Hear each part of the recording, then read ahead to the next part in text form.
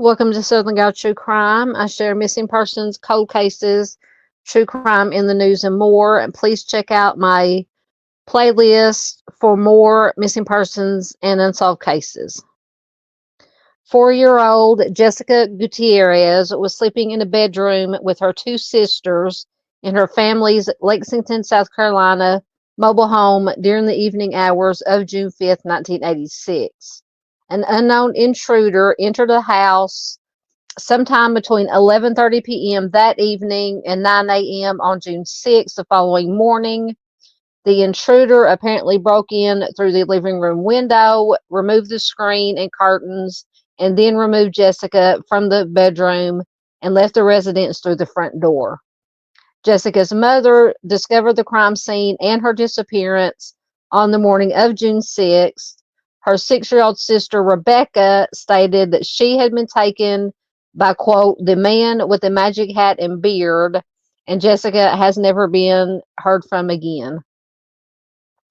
Rebecca, Jessica's sister, who is now an adult, does remember seeing a man lift Jessica out of the bed, put her over his shoulder, and carry her away. She stated the man was able to do this without waking Jessica, and Rebecca had been too frightened by what she saw to move or scream. She didn't tell anyone about what had happened until the next morning when Jessica was discovered missing. Just a few days before Jessica disappeared, her mother, Deborah, had broken up with her boyfriend, J.R. Gordon. She had kicked him out of the house for alcohol use and what she described as possessive behavior. Gordon was considered to be a suspect. He was questioned repeatedly by police. He did admit that he had a problem with substances and alcohol, but he said that he did not take Jessica and that he had no idea where she was.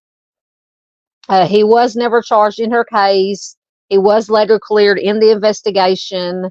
Jessica's father was also ruled out as a suspect, as he had been living in California at the time of her abduction. Investigators then focused on Thomas Eric McDowell. He was a friend of the family who was 27 years old in 1986 at the time that Jessica disappeared. Apparently, he had briefly dated Deborah, and shortly after Jessica disappeared, he stole a car, drove to North Carolina. He essayed a woman, which resulted in his incarceration from 1987 to 1997. So he became a suspect after his fingerprint was found on the window of Jessica's bedroom. And this was the only fingerprint on the window. And Deborah, her mother, stated that she cleaned the windows every night. While he was imprisoned in North Carolina, McDowell allegedly told his cellmate that he had kidnapped a 4-year-old girl from her bedroom in Lexington County, South Carolina. He said that he, quote, took her to a logging place where he essayed her, took her life, and dismembered her body with a machete. He mentioned that he was wearing a tall cowboy hat at the time of the kidnapping. His cellmate told authorities about these statements, and when police confronted McDowell, he offered to confess if he got immunity from prosecution for the crime. So immunity was denied, and McDowell did not speak further on the subject. So fast forward to 2007, when Rebecca, Jessica's sister, was shown a photo lineup. She did pick a photo of McDowell and said that this was Jessica's abductor. So the photo had not been taken until about 8 years after Jessica's disappearance, however. So this identification was not considered conclusive at the time, and investigators continue to look for more evidence. Rebecca had said in 1986 that her sister's abductor was a black man. She then later said that she had been mistaken and that he was in fact white, and Mr. McDowell was white. In January of 2022, McDowell was charged with homicide, kidnapping, and first-degree burglary in Jessica's disappearance.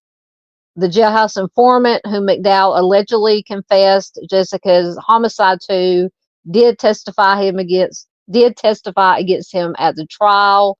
Rebecca, her sister, also testified about the man that she saw in the bedroom that night. And in February of 2024, McDowell was convicted of all charges after 2 hours of jury deliberation. He was sentenced to 2 consecutive terms of life in prison.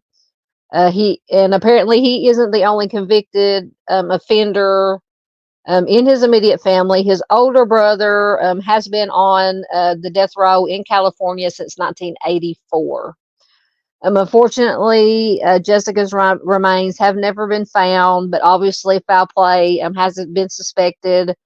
There has been a person convicted for her homicide, but her family still needs some closure to find her remains, to be able to bring her home, lay her to rest properly. Once again, Jessica Suzanne Gutierrez went missing on June 5th, 1986, from Lexington, South Carolina. She is a white female. She was just 4 years old at the time she disappeared. At the time she disappeared, she was 3 feet tall and 32 pounds. She was last seen wearing a pink and white t-shirt and white panties. She has brown hair and brown eyes. She has a small scar on her upper forehead, ear-piercing scars on both of her earlobes, and a small brown birthmark on her right buttock. She had a wart on her left hand at the time of her 1986 disappearance, and her fingernails were painted, and her nickname is Jessie. So if you have any information about the possible whereabouts of Jessica's remains, please call the Lexington County Sheriff's Office at 803-359-8230. Please hit that like button, leave a comment below, but the most important thing you can do is share this video anywhere and everywhere you can, so that Jessica's face, her name, her story stays out there, so that she is never forgotten. If you would like to learn more about missing persons and unsolved cases, please consider subscribing. Hit the notification bell to all so you won't miss when I upload a new video or go live. As always, thanks for watching, and I will see you in the next one.